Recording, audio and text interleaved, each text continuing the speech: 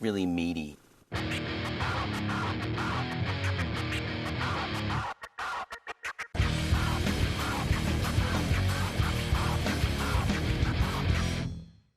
Welcome to the Jocular Spectacular, where we jocularly talk about spectacular things. Brought to you by Waterloo Lemon Lime.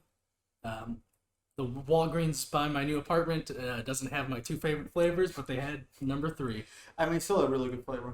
And today's spectacular thing we're talking about will get on this Cyberpunk Edgerunners. It is so fucking good. The anime event of 2022, I'd say. Wait until Chainsaw. Ooh. Look, I've read Chainsaw Man. Mm-hmm. I love Chainsaw Man. But I think I like the world of Cyberpunk more than the world of Chainsaw Man. And I do love Chainsaw Man. That's probably my favorite. It has a One cool. of my favorite ongoing mangas. It has a really good power system too. Mm. I like a lot. Yeah. But yeah, Cyberpunk Edgerunners, based off Cyberpunk 2077, which is based off the tabletop RPG Cyberpunk by Mike Pondsmith. Mike Pondsmith. So he's who we have to thank, really, for this fantastic anime. But also, we have Hiroyuki Imaishi, who directed this series with Studio Trigger, which is why it has a lot of drip. And I think it's Trigger's best show. It is Trigger always felt. Wasn't Trigger made to be like an animation showcase or something like that? Yeah. That is definitely like the poster child for it. Like Gurren Lagann kind of had that title for me, not Kill la Kill, Gurren Lagann, but like this one now it is like if you want to see showcase of animation, just watch it, Edgerunners. And he also had like a good story too. Yeah. It probably has the best story of any Trigger series because, like, although it had Trigger's like script writers, the story itself and the characters were created by the writing team at Cyberpunk or at CD Projekt Red, which tracks because the kind of the themes and like the arcs are consistent with like the Cyberpunk comics that have been put out by Dark Horse and that same writing team. So it fits within like the kind of stories that take place in Cyberpunk 2077. And that, dear audience, is the sound of the red line, which Oh, you get the red line? which my apartment is way too close to, and I probably won't be here for another year. Apparently the one original character for Trigger was Rebecca, And she seems like it. definitely seems. And apparently, like, I've been seeing a lot of like tweets, like saying like, Trigger coming out saying like we're not gonna make the show if you take the lolly out, and apparently it's got taken out of context. Apparently the real context behind CD Projekt Red not adding Rebecca was because she wasn't written by them, so it wasn't like fitting into the whole story. Like she was like a brand new character that needed to fit in. But they fell in love. They fell in love with her. Yeah, and also her addition adds an extra layer of sadness throughout the series. And she gets it down the hardest. yeah, full-blown spoilers. Full-blown Full-blown spoilers for the series. But yeah, the series follows David Martinez, a young up-and-coming edgerunner. Martinez. It's It's Martinez, but like the way that they say it's Martinez. Martinez. Because it's Japanese. Yeah. Well, did you watch it English? Or... It's Spanish. I watched it in sub. You watched it subbed? Yeah. Okay. Even I though watched it dubbed. I wanted to support like Kaiji, because I really like his work. Like he did a perfect cast. I liked him a lot, like Kazuya. Yeah, Kazuya. I always get it mixed up. No, Jin. He did a perfect Jin. And also he's Ichiban in Yakuza, and Gojo too from Jujutsu Kaisen. So I really like his work, but like no, I wanted to watch it sub. Okay. I watched it dubbed because, you know, I played Cyberpunk 2077 in English, so I have that continuity. And yeah, it's I've yet to watch it through Japanese, which I plan on doing.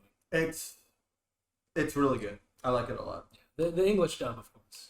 I was looking at the music, and I haven't bothered, but apparently music was made by Akira Yamaoka Yamaoka. of Silent Hill fame. Yeah. Unfortunately, though, they use most of the music is reused from the game. Mm-hmm. Like all the tracks with lyrics, like a lot of the tracks for like specific combat scenes. I remember, like, oh, this is like combat music. I love the ambient scenes, or I love the ones that weren't taken from games was made by him, which I was surprised. Which is cool, but I feel like that's more of a they sell him in like that initial trailer, but you don't really get that much of him. Because like a lot of the main theme for the two main characters is a song that's from the game. But yeah, up and coming mercenary David Martinez and a young edge runner hacker named Lucy, and it's their tragic romance, and it's quite tragic. And that's the thing I really like about it, and it reminds me a lot of like, it reminds me a little bit of like Eureka 7, where like the romance is kind of like the main thing, but everything else that's happening on the side to it. It's not like you don't get to see like, it's not like David's story. It's not David's story. It's a David and Lucy's story, and you just have to see like how it plans out. And also, this has the train go by. This has touches of everything, everywhere, all at once. Of just David being a character, always trying to live up to other people's expectations and goals, and that's part of the triumph of his character's arc, and also the downfall at the same time. Which it's beautifully done. Just What I also really like is like all the characters are like they're not by any sense of word unique. Like this is a 10-episode series, so like they gotta like crank out these characters, so they definitely fit an archetype each. Yeah. But every single one of them is just really well done. Well done, yes. Like he only appears in a couple episodes, like towards the second half of the series. But Falco is a cool guy. Dude, Falco's fucking cool. Yeah. Have you reached because along with the Edgerunners anime, they released Edgerunners content in Cyberpunk with the new patch. Did you play the Edgerunners related? Not yet, because I started a whole new character, because when I jumped back in, like 1.5 kind of like redid all of the perks, and they added a bunch of things. So like the playstyle I was going for, my stats weren't allocated for that playstyle anymore. So I just read a whole new thing, but I want to get the jacket. I also saw that Rebecca. Well, I think you told me Rebecca's gun is where like she died. Where she died. Yeah. And then do they do something with Falco or? Yeah, you actually text with Falco because, again, like we said, spoilers. Only one. Yeah, it's a tragic as shit series, and like as most of the quests in Cyberpunk are, and pretty much only out of the entire cast that you meet, only 2 characters are left alive at the end, and one of them is Falco. And the other person, let's not spoil everything, the other person who's left alive, they're not exactly in Night City anymore. Which is, but you're not going to be interacting with them. It's they are at their happy place, just alone. Yep. Yeah, it's people get what they want, but it's not really what they need. Yeah. It's not what they need. Yeah, sometimes what you want is not what you need. Yeah. Oh, and they also take the quest convention, naming convention of the game, where like each episode's named after a song. When I saw the episode 10 title was named "My Moon, My Man," I got very excited. Yeah, because as someone who likes to say that, like, so I'm saying, if I'm ever in a situation where I have the opportunity to say "my man" to somebody, I always say "my moon, my man." Episode 9 and 10 are like I think they're the most like very well executed episodes I've seen like in a long time. Just like you can see like sprinkles of like we're gonna be putting some budget in this episode and this scene and so on and so forth. they go all out in episode 9 and 10. I think that was like the right decision. Yeah. Uh, Also, the way the two things play off of each other. If you played the game before watching Edgerunners, it's more rewarding. And then when you go back to play the game, which both of us have done since the series, the game's also more rewarding because you get a little more added texture to the world. Like in the final episode, the big confrontation is against Adam Smasher, and then Adam Smasher is primary antagonist in the game. So just I've seen a lot of videos out there of taking their revenge on Adam Smasher. Like one of the favorite videos I watched, it was like when you get to fight Adam Smasher after watching Edgerunners. Yeah. It's just a guy just unloading his whole clip on Adam Smasher even after he died. And even then, like you kind of want to do that in the game. You want to do that anyways because I mean he's a bastard. He's a perfect bastard. Yeah.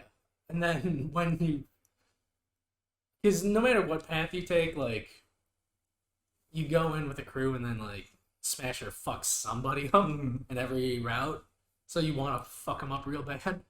But then after watching Edgerunner, it's like, this guy is a bastard, and I want to mess him up even worse. Something that bugs me out though is, I wish with the patch they made the Adam Smasher boss fight as cool as the fight is in the anime. Or I wish they upped his difficulty in the game. I didn't get there at all. I was stuck in Act 1 first time I played it because of glitches, and I just I think like Yakuza came out and I was more excited for Yakuza than Cyberpunk. I'm going back to it. Is it just like a cyber psycho fight? It's more involved than a cyber psycho fight. But yeah, that's one of the biggest disappointments with the game for me is that with the cyber psycho fights they try to do cool, unique things with them, but they kind of design the game for gameplay wise anyways. It's about trying to break the systems and this power fantasy and trying to make an OP build.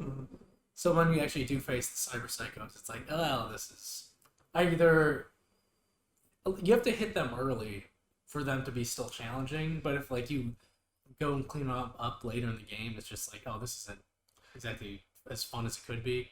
Yeah, that's a feeling I'm kind of getting, because I know one of the early introduction cyber psycho fights that you get into, you're fighting this woman in a reservoir of water. So whenever she hits you with an electric, the whole floor just does the dot damage. And I was hoping for more involved kind of things like that, but just like you said, I just before we met up, I was doing a cyber psycho fight, and literally the whole fight I just stopped on top of it. I was on top of the building, crouching down, just poisoning her, which was super fun to watch. Don't get me wrong, but it's just that's each situation is in. Well, each fight is in an interesting situation. There's one where you're at a overpass, and you need to make your way forwards while this cyber psycho is trying to snipe you. And there are interesting scenarios, but it's just the way that you could break the game is just just tweak the difficulty up a little bit to make this more interesting. And also, I am at a point where I just have 400 healing items, so I can just completely negate this, but I'm going to not heal just to make this more fun for myself. But yeah, if they you just, I don't know, because the cyber psycho encounters in Cyberpunk Edgerunners are really cool. And what I really like is the stealth switches whenever they're dealing with a cyber psycho. You start seeing more lines on the characters' faces. And you they look a lot more less sketched out. Yeah. And the main, who is David's mentor in the series, and he's the leader of that edge running crew. The episode where Maine succumbs to cyberpsychosis, they have a different lead animator in a slightly different style, because it's more about Maine's perspective, and the different style also highlights what David's going through. What I really like about Edgerunners that I feel like you can only do something like in an anime and not a video game is that you get to see how alone it feels. How alone he feels with the cyberpsychosis and like what he's actually seeing, because in his perspective he just a normal guy just running. Yeah. Right? Like it just like he's in a desert, there's like a highway and he's just running, he's just like running, just jogging. And that's not really what's happening around the world around him. Yeah. And I like how they, because all the comics, they delve into like a different aspect of the cyberpunk world. Like in the latest comic that came out, Blackout, focuses on a guy who creates brain dances, and then like he gets fired from his company because he wants to use brain dances as a form of therapy. But then like nobody wants that. Like no, you can like, make no money. We're trying to make a profit here. Get the fuck out of here. Like, do your job and just like fix people's things to keep them in this loop that keeps generating us money instead of trying to fix the problems. And then this one just because cyber psychos are kind of like the big monster hunts of this game, whereas like Witcher you fight griffins and stuff. This one's cyber psychos. I love how they delve into the experience of cyber psychosis and like the theme of kind of hubris in the series of just if you mod your body too much, your like brain can't handle it and you just go nuts and go berserk. And then David thinking he's special and that he's beyond cyber psychosis. And for a time he is I love that confrontation of like earlier on, like David's telling himself he's special and that he's like this once in a generation kind of person who could just fully have these body modifications and like not succumb to cyberpsychosis. And then when you encounter Adam Smasher, he has the same mindset of like, yeah, you could say I'm special, but then he actually is, because he's much stronger and he's also had a fully modded body for like 60 years, whereas David, he was just a kid, like 18 by the end of the series, and it's just like he's already losing it. It's like Adam Smasher, once in a generational talent. I also really like how it comes back. Like comes back around when that episode when Lucy goes to dive in to get it's not Arakawa, is it? Or Arasaka. He when they go into his head because they feel like just gonna wait for this train to finish my train of thought. Choo choo. They kidnap Arasaka, and then because he might have some information that God, what's his name? Giancarlo Esposito? Yeah. What's it? Faraday. Their fixer. Which Faraday wants information from him, so they think Arasaka has, and they get a bunch of files for David saying like, oh, we're just gonna use them because he thinks it's special. Yeah. Because that's a tryout thing. Because David used to go to the Arasaka Academy, and he found. Yeah, we're not really talking in linear order. We're just talking as buddies. And you're here for the ride if you want to. Like, comment, and subscribe. But yeah, like that first encounter at the start of the series when David puts the combat modification in his body, like Arasaka has footage of him knowing that like, oh, he is a little special because he can handle this modification at his age with zero training. And then yeah, Arasaka, they're after that boy. They want that sweet boy body. Also another thing, I like all the girls in the show. Oh yeah. Every character is well done. I still like Kiwi the best. Yeah. Even though she might be the worst one of them all. Yes. Yeah. So yeah, Kiwi's the senior netrunner of the main crew, and then also trained Lucy.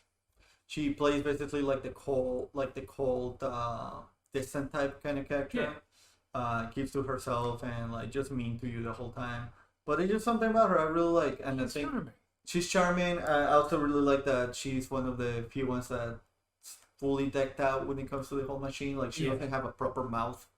She has an attachment that can be treated as a mouth, but it doesn't work like a mouth. because I remember when they were doing the trailers and the marketing for for Cyberpunk the game. Just the scene of this woman applying makeup and like in a mirror, and she doesn't have half her face. Yeah. Like that scene stuck with me, and I fucking love that scene so much. So like having a character like that. Who actually has that? Yeah. Yeah.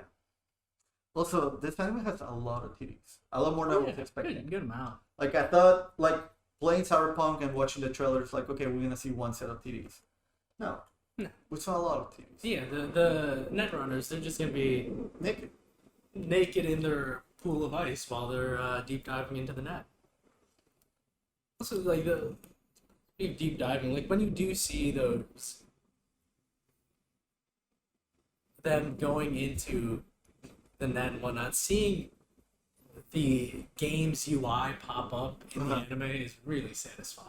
I liked how they did the calls and text messages. Yeah, I like that exactly like the game as well. And I like that it was very unapologetic when using their own lingo.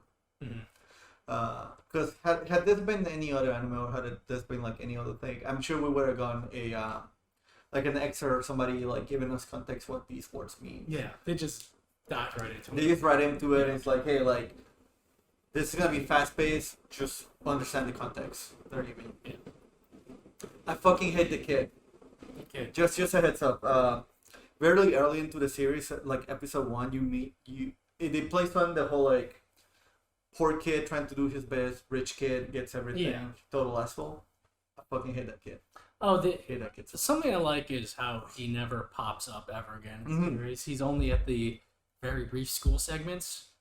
I like how he's not revisited, just because that seems like a very tropey thing you can do, is like this rival, and they go together. But then no, they just show that David just completely outpaces him. Well, and just removes him from that world that he doesn't want to be a part of. of. What I like what they do is something better. It's like just like you said, he outpaces him. So instead of dealing with him, you deal with his father. Yeah. And because at that point he already outpaces his father, you deal with Smasher, which is also part of the same company. So he's climbing. He's through adversarial means. He's climbing the Arasaka corporate ladder to the tippy top, and he achieves his mom's dream for him. Be the top of Arasaka Tower, and then getting to the bottom ripped apart. I saw that you can. One of the things I want to do, because I saw that you can do it, go to Lucy's apartment and take a picture with the skyline and the 2 towers with my character. I think I really want to do that, just because that's like one of my favorite scenes when they're at very early in the, because like we were saying, it is a romance story wrapped up with a bunch of craziness of what the city and what people want to do. In one of the early scenes in the anime, David and Lucy are finally able to like sit down, be able to talk to each other, not just as like working people, but just kind of like Lucy and just as Lucy and David, just trying to figure each other out.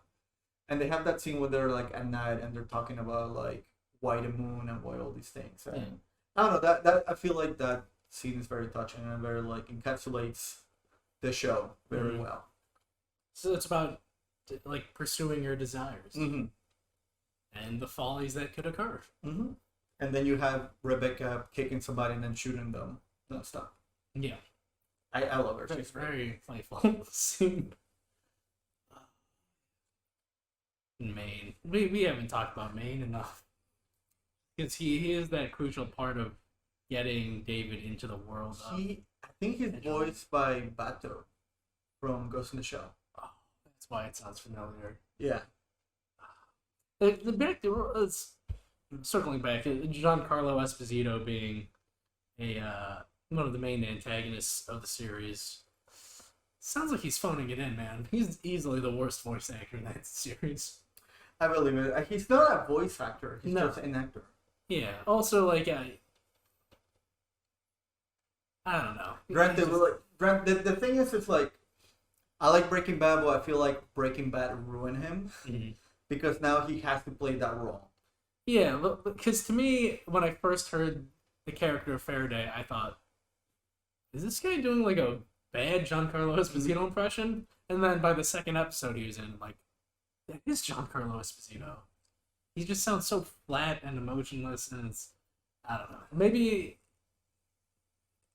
they didn't give him enough direction, or Maybe too much directions. That's too much usually the direction, or case. not enough. Yeah, because every character sounds fine, and they're just Well, Yeah.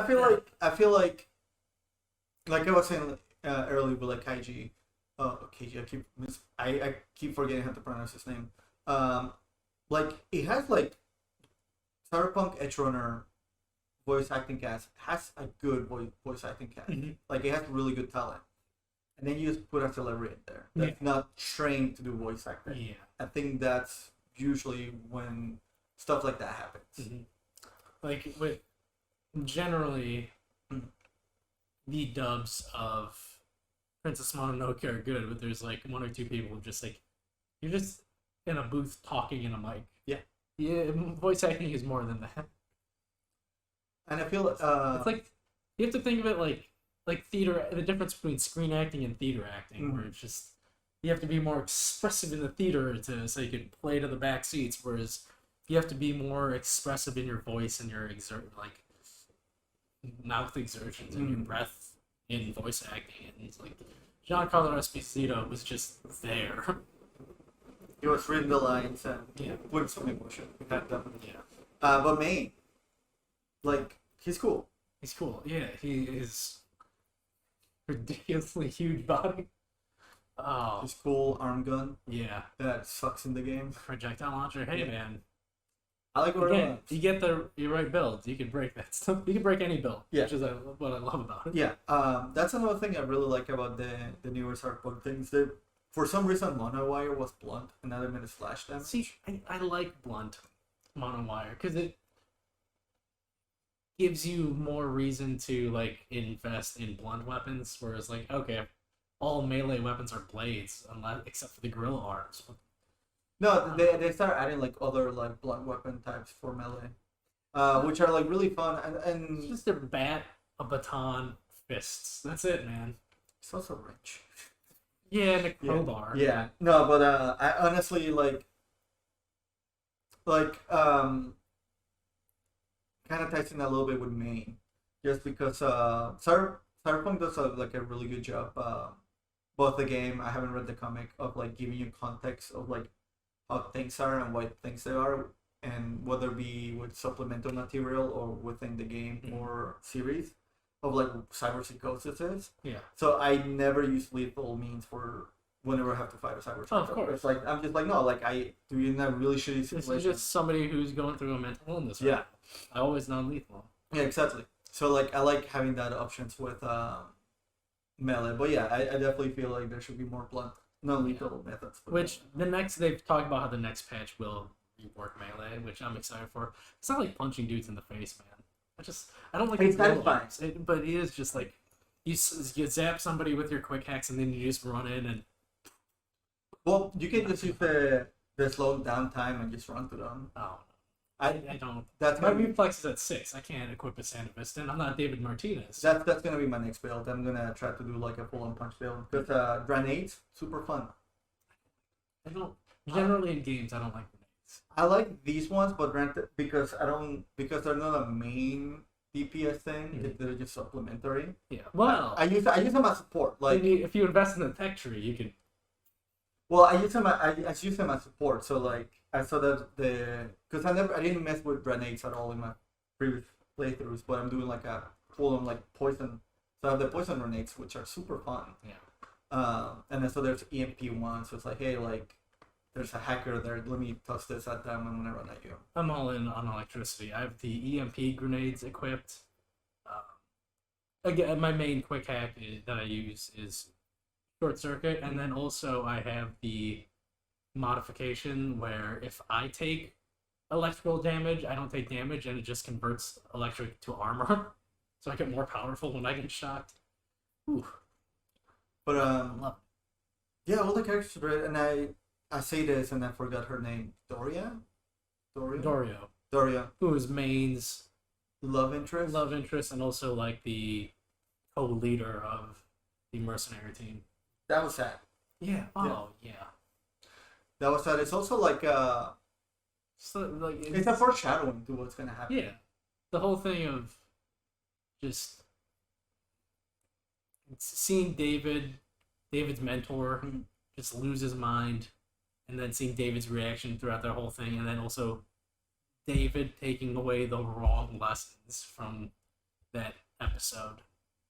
And then when they go to the next episode, you see David jacked, and he has like a bunch of main like body modifications where he's just like taller and buffer. I really like how they play out the they do, for anybody who hasn't seen it, they do the Gurren Lagann thing, and if you're not familiar with Gurren Lagann, then I don't know what else to toss at you. Yeah. Where like the middle of the show, it jumps to a part 2 of it. Yeah. So end of sequence part 1, main incident, and then you get David Martinez part. Yeah, and he's leading the crew, and then he's become a legendary edgerunner at that point. What I really like is the intro. I really thought we were gonna be seeing the little like scout character they brought in. I thought we were gonna see more of them throughout the series. Oh no! And then he just dies like a couple minutes after they introduce him. And he does the funniest way too. He just runs in, because that's how you. That's. I mean, I've definitely died that way in the game. I'm just like, let me just go down this hallway. I'm like, yep, there's a mine. Yep. I didn't scan it. I wasn't looking out for my environment. I just ran into this mine. I love that, man. The way they incorporate the gameplay elements into sequences like that, like everybody's running to a mine in the game. I kind of wish they would have added katana. I would have seen more katana action in the anime. However, we just see one guy with mantis blades, and that's it. And even then, I think that's in a dream. Like David has mantis blades in the dream. Oh well, I'm talking about when the first job he does with Maine's crew. Yeah. Yeah. There's You're right. Yeah. Yeah, I kind of wish we'd have seen like more katanas, but at the same time, I'm just like, I felt like katanas were a little shoved into Cyberpunk the game. Yeah, all the it sucks because all the iconic melee weapons are katanas, and like I have reflex is my lowest stat. I'm going on lethal, so I'm never gonna cut somebody up. The new one they added, is really fucking good. I think it's called like Byakko. The one you get from doing all of Makako's. Yes. Yes. I already had him all done when I started up my older save file. You just get to do a judgment cut. Well, not really. Like you get the little dashing thing that you're able to do, which I really like. But yeah, I wished. I don't know. I haven't really messed with too many guns in the game. However, I do want to do kind of like a Falco build, and I found out there's a. It's funny because Falco, he's the driver of the crew.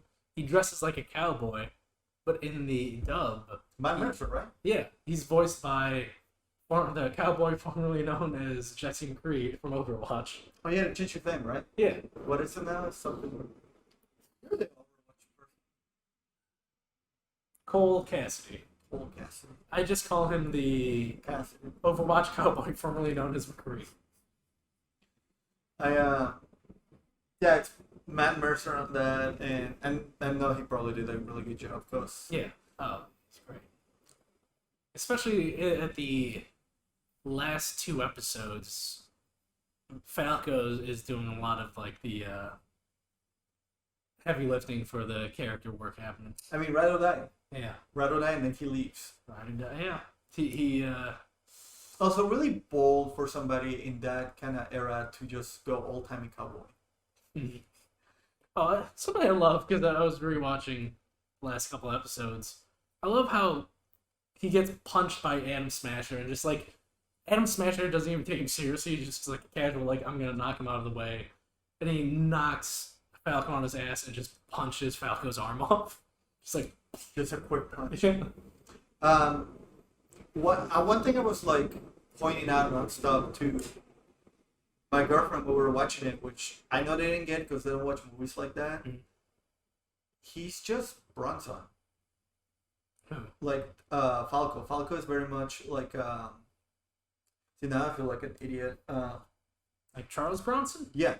Okay. Yeah, he's just very much a Charles Bronson type. The mustache and the hair. Yeah, which I find out it's also he's very popular in Japan. Charles Bronson. Yeah, that makes sense. Yeah. Like, yeah, like you played the first No More Heroes, right? No. No. Oh, you didn't play it. I played the start of it.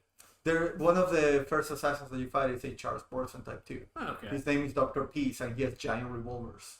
Okay. Yeah. But same idea. He's like Falco. He has the wheel Volca with the little wings, the one mustache, and. But yeah, He's a cool guy, man. but I found out that there's like a smart gun or revolver. I forgot. That only has a one bullet chamber, but it does a crazy amount of damage called the Comrade or something like that. And I really want to get into that because I never played with. I haven't messed around with guns in Cyberpunk. Yeah, I know what you're talking about. The Comrade's hammer. Yeah. That like you could make. I've seen builds where you could do like 1,000,000 damage with one shot. But yeah, if you my Nomad build has that because my Nomad build is like has 20 like points in tech. Mm-hmm. So it's just tech and reflexes. So just any rifle or pistol I could charge, I could just blast through walls and blow people's heads off, man. Yeah, because my first character was reflex and is it called intellect? Intelligence. It was intelligence and reflex because just the way that a lot of the shit worked out. And now I had to switch to Mana Wire Quick Hacks. So they're my last cannon. And now I'm doing a sneaking Quick Hacks one, so it's like I'm going all cool. Sorry. All cool with a ninjutsu and intelligence. And then now I really want to do the Comrade's Hammer one. Yeah. Just because it looks cool. Yeah. So let's see. My prime save file, I have 20 intelligence, and then all my stats are evenly. I'm working on getting them all evenly spread out because at 12 for each other stat, since at 12 is when you can equip like like when you can equip blue level cyberware. So I'm trying to do that, but then there's a lot of checks at level 12. Yeah. So for my street kid build, I have 20 body and 20 cool with gorilla arms, so I'm just running in, punching people, getting stacks of cold blooded to make myself even more powerful. So I just run in and just go. One thing, he's a street kid. He's a stupid V. I'm playing a stupid push. Exactly. He's also my build where I'm just like killing everybody. One thing I really like about Edgerunners too is like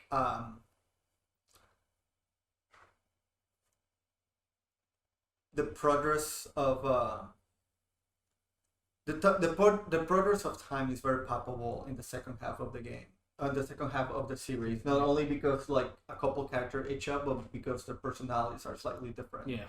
Like Lucy just being completely like because Maine's death is such a huge factor because for the whole crew, but especially for David and Lucy because they were there. Yeah. Also,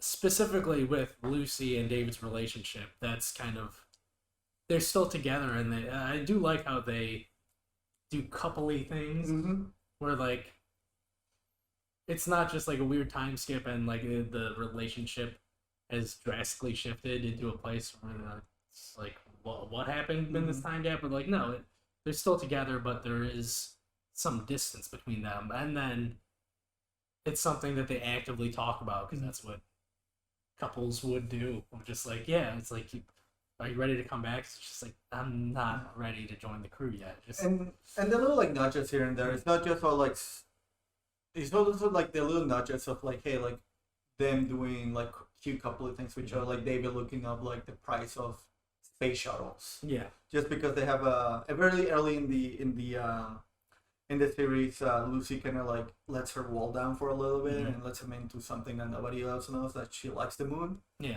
My moon, my man. My moon, my man. So like later on in the series, when shit is coming down and they feel a little distance, he starts looking into, hey, maybe we can do the thing that you wanted to do for a while. And also the final big score is the thing that's going to let them pursue Lucy's dream. One thing that I thought was really sweet and also super sad was that David just carried his mom's ashes for like maybe The whole series. The whole series. Yeah. Yeah. Just, yeah. Also, really shitty, but that's the whole point of like how sad and dystopian that future is the whole insurance system that they have. Yeah, it's like it's literally a nightmare. Just Mhm. yeah, you can't pay it. Well, It was like, yeah, according to your mom's package, you could only afford this much, so this is what you get. It's America, man. Yeah. And the American nightmare is cyberpunk. These mega corporations, we're there, man. One thing I did read through, because I really like Edgerunners, so I kind of like delved in a little too hard when it came to like finding more about it. So I was following a Twitter, one of the creators' Twitter handles. Apparently, Lucy is named after that guy's mom. It's like Lucinda or Lucinda Kawasaki or some shit like that. So she's half Polish, half Japanese. Right on. Named after his mom. It's like, oh, that's cool. It's also weird insert that you did. But you do you, man. Yeah, but Lucy's such a great name. Lucy's a good name. It's a beautiful name. She got the monowire hacking. I love that sort of build. I might watch a dub tomorrow or sometime soon, just that way I can like get the essence of it. Plus, it allows me to like kill time at work while kind of paying attention. Not really. But yeah, like I really like Edgerunner. Like I don't think I'll watch anything animated this year that might come close to like enjoying as much as I'm doing this. Yeah, dude, this year has been. I haven't watched a lot this year, but got Belle in the theaters, and then Edgerunners is a series. Another thing that I didn't like praise enough on it is it's super well paced. Yeah, like it doesn't feel rushed. Even time skip feels good. Even whenever you get the weird training montage to him being a badass. Yeah, it's done well. Also, like you think this might be like this high school kid doing high school shit with dealing with his bully, but then it's like no. I'm geared up. I'm chromed up. Fuck high school. I'm dropping out and beating shit out of dudes. I really want his jacket. I'm gonna try to see if I can get the jacket early in the game. The jacket. Oh my god. You know they're gonna sell that jacket to people. Hopefully. You know you gonna buy it? No, but I would like to get something cool like that. I don't like the symbol. You don't like the symbol? Yeah, the symbol's dumb. I don't like the big color. I like the color. Do you want the LEDs glowing in it? No, but I would like the. Oh, okay. Yeah, I would like the design. I wouldn't like the LEDs. When I got the jacket in game, I just immediately put that in storage. I'm like, I can't wear it, man. I respect David too much. Can't wear his jacket. Let the Ooh, I got his legs. Okay, yeah, you do you. Get a piss. Yeah. Where did we leave off before pissing? You respect David Martinez. Yeah, I want to get the jacket. I can't wear it, man. Can't wear it. You were also. I learned my lesson from watching Maine, so I'm not gonna follow David's path. Oh, I wouldn't follow David's path. I would just wear it to look cool. I'd do the opposite and just be a super sellout.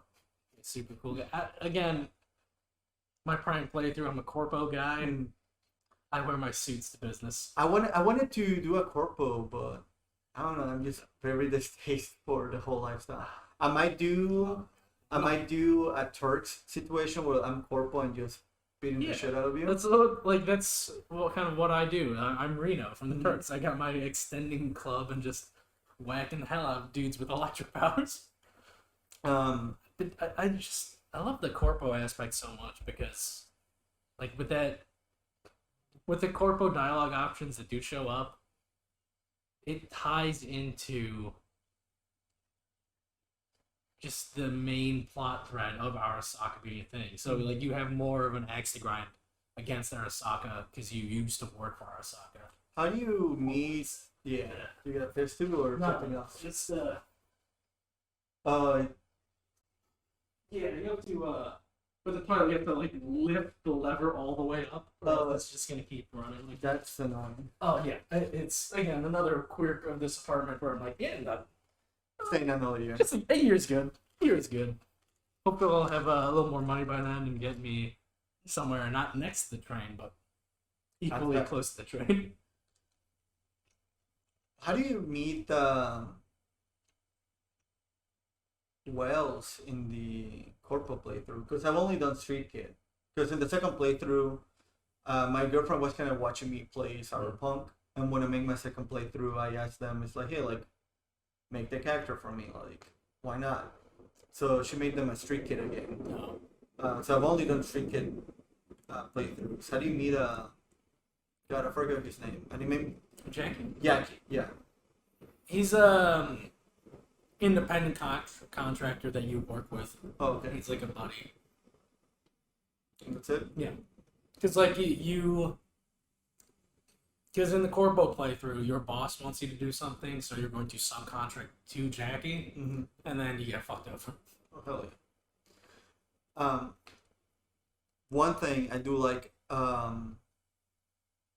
one thing I really do like about Cyberpunk Edgerunners is that they use the color palette so much better than the game.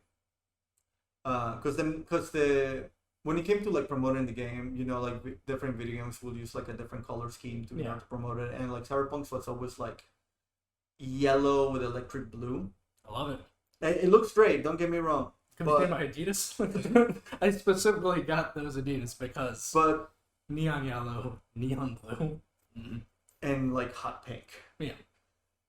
I feel like Edgerunners play with that color scheme way better. Yeah, but because it's animated, you Yeah. can make it pop more. Well, yeah, to the point where like the main like colors, the main light source in a lot of the things, it's that pink and blue. It's not like a natural light that you will put in. Yeah, because with the game, with the lighting simulation, you have to use more natural light. But of course, natural lighting will never pop like anime lighting unless you're Nicholas Winding Refn. Watch the trailer for the Copenhagen Cowboy, or maybe I'll have the Copenhagen Cowboy trailer playing right here during this entire segment until the trailer's done. Man's great. And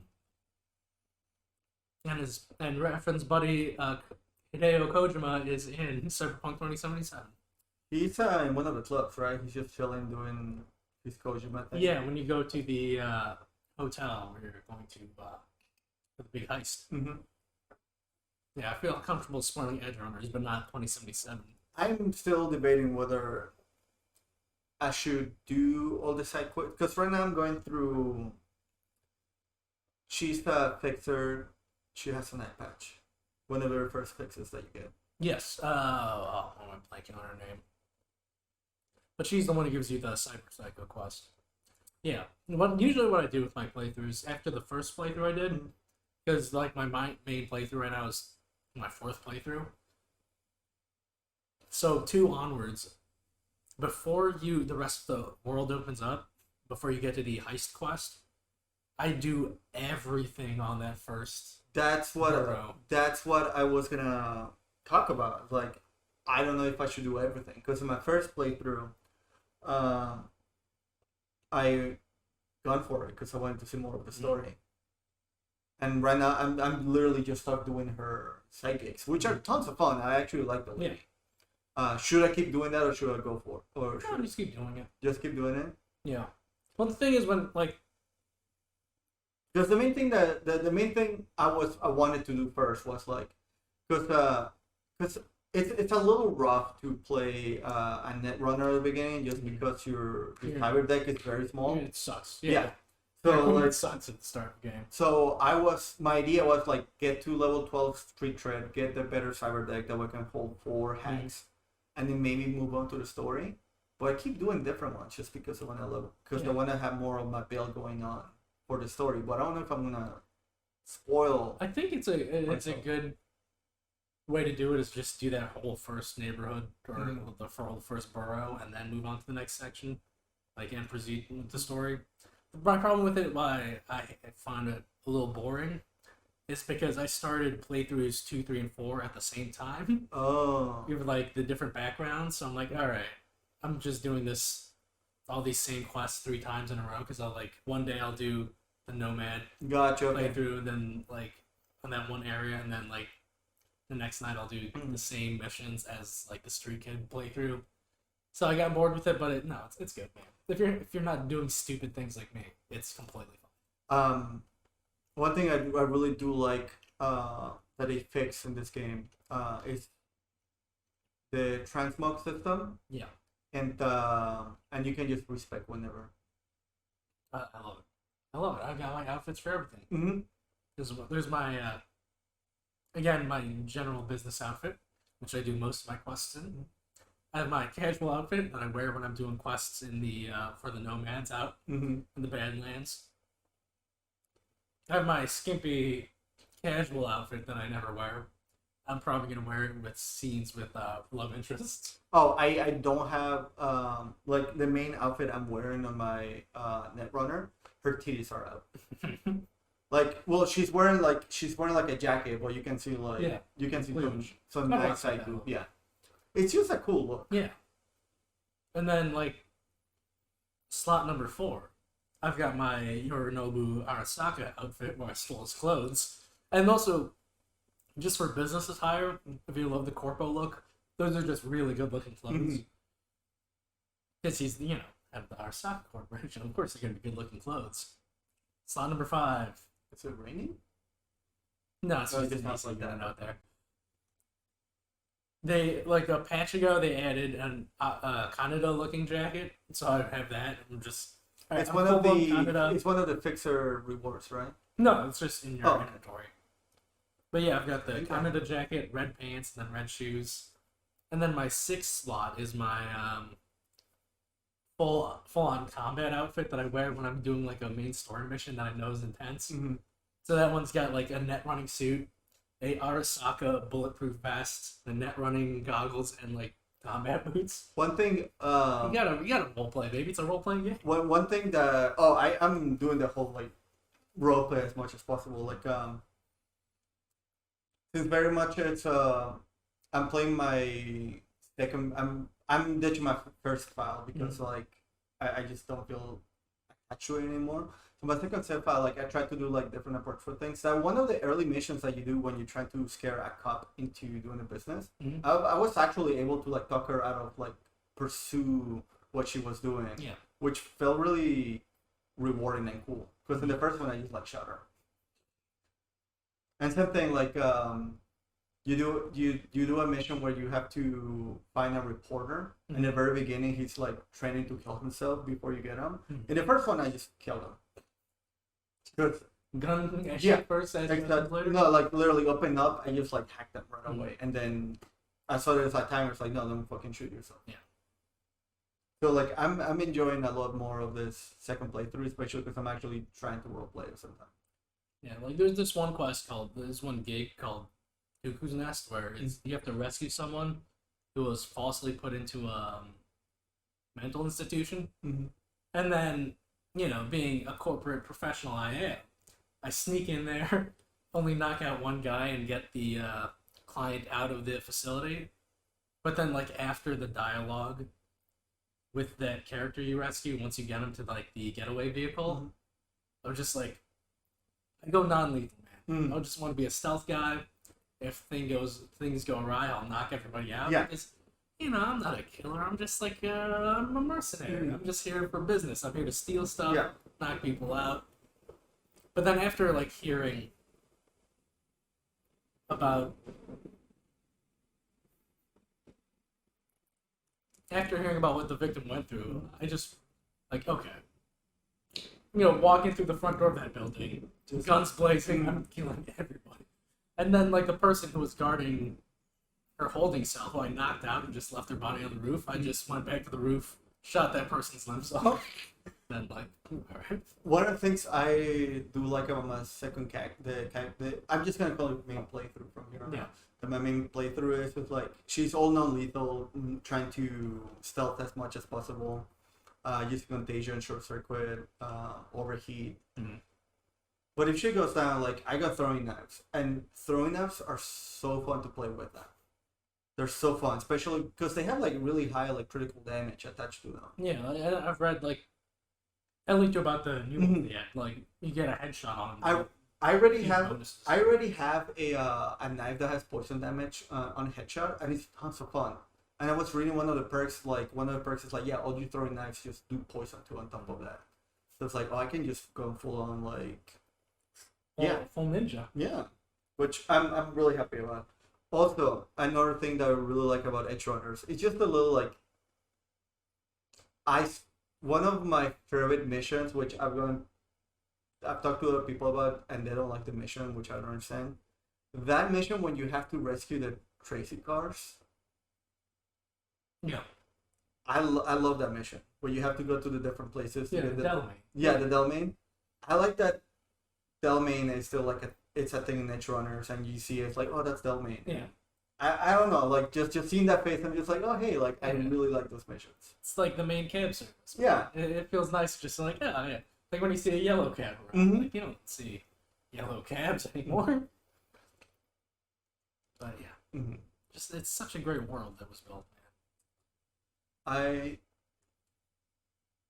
Could you let me are the comics digital or are they actually poppable? Digital. Digital? And I got them legally. So, you know, whether or not I do or don't have them, or whether or not I acquired them through ill-gotten means, I may or may not send you a Google Drive link. Okay. I mean, you're only doing what the people in the comic books are doing. Yeah, exactly. I'm just being a netrunner. Yeah, you learned it from them. Also, if you're interested, I may or may not have digital versions of the Final Fantasy Ultimania books, 1 through 12, I think. I'll take you up on them, honestly. If If it's happening to you, maybe these files fell off a truck. Who knows? Yeah.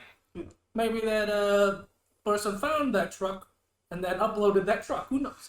Maybe you were in, taking a deep dive and you were in cyberspace and you saw Cybertruck. Yeah. Cybertruck dropped off these cyber goods, and They didn't came and won them back, so it was like, hey. So I'll link you up. And maybe if we see Will, you could take the World of Cyberpunk book that he has, that I gave to him to give away to our followers on Facebook, but he still has it, I'm pretty sure, because before he moved, I remember seeing it on his bookshelf still. So Will, either give that book away or give it to him to read, so he could immerse himself in the world of Cyberpunk. I did get stuck a little bit on like Cyberpunk lore that I just had in the background when I was like working a couple tickets at work. Jenny Silverhand was just straight up cult of personality. Yeah, like the whole band and the whole Look in my eyes, what do you see? Yeah, but because like Cyberpunk, I've always wanted to play tabletop game. Yeah, so like I don't care about fantasy, so like I read up on Cyberpunk lore before the game came out. So as soon as that trailer hit and I saw the silver hand, I was like, "Oh, Tony Silverhand! That's Tony Silverhand! I know that lore. That's how I felt when they showed the Guilty Gear music video. When they showed the whole like, you know which one I'm talking about? Yeah, right? the recent one that came out. Yeah, when they show it's like I know exactly what they're referencing to. Yeah. I know exactly what this is. Like I know all the Guilty Gear lore. Yeah. Yes. Finally came through. Aside from the whole Bridget thing. I love Bridget, man. Man, I got nothing to say other than I really want to be playing Cyberpunk right now. Me too. Yeah. Is that what's happening? Yeah. Are we parting ways? I'm gonna pop on and play Cyberpunk. You're gonna pop on and play Cyberpunk. Yeah, I think that's what's gonna happen. Hell yeah, dude! Everyone should go watch. I forgot the camera. Right there. Everyone should go watch Cyberpunk Edgerunners right now, and then play Cyberpunk 2077 because. Or vice versa. Yeah, it's a great game. Like you have all these pieces coming out like oh, Cyberpunk's finally good now. Like, no, Cyberpunk has always been good. This was Will and I's game of the year 2020. Like, the systems are more refined and they're better now, but like the main thing you're there for is the world building, the stories, the characters. They've always been there, and they've always been good. Cyberpunk had the very unfortunate like event of just being betrayed by its marketing. Yeah. Where they overpromise for they just super overpromise. The marketing just overpromised the game. It definitely needed like more time in the oven. Because like here's the thing though, they overpromise on like the visuals, especially for like and the performance on the past gen versions, but a lot of that stuff, because I watched every single stream they did before the game came out. Like a lot of it was people putting on their own expectations to it, because like people thought they were going to be able to like live in this world like in the same way they like kind of live in like GTA Online or whatever, or like the freedom you get from Skyrim or whatever. That's not the kind of RPGs CD Projekt makes or has ever made. That's not what they do. They just do fixed character, compelling story and characters, and that's what Cyberpunk is. And I don't know if it will break the game. One of my big hopes with the whole like overhauls they've been doing, because they're also planning to do like another big patch sometime. Yeah, well, probably next year before the DLC comes out, which I'm super excited for. The lore implications. Go see my reaction. It's for third person camera. Third person camera? Yeah, I don't know if it will break the game or not, but it's one of my hopes, because I like my character. I like putting the time in the character and being able to see the character. Because they might. Because I like what it's like. I play. I know it's not optimal. It's kind of like dookie, but like I like playing Fallout, Skyrim in third person. Crazy. Yeah, no, I know. Trust me. Because Bethesda puts no effort into it. Yeah, but I like seeing my character moving around. There's just something to it. I don't. Whenever I play a role playing game, I don't like being me. Not to say I don't like me, because I like me. Yeah. But it's like I'm playing a role playing game. Let me do something I can't play different roles. Like, I always play female characters because as a sexist, I want to be full control of a female human. Hey. But yeah, I just like I like being able to see the character, like Elden Ring and Dark Souls. Like I play without a helmet because I like being able to see what I'm doing. Sometimes I do put a helmet, but I can't get a good face. I can't make a good face in those games, so always. Oh, I used to like NPC faces. And make them brown. Mainly, Elden Ring, I couldn't. Like, I put a lot of time into the Elden Ring face thing. Mm-hmm. Like, there's usually a face I make in the Souls games, Bloodborne, but I'm like, I couldn't get it just right in this one.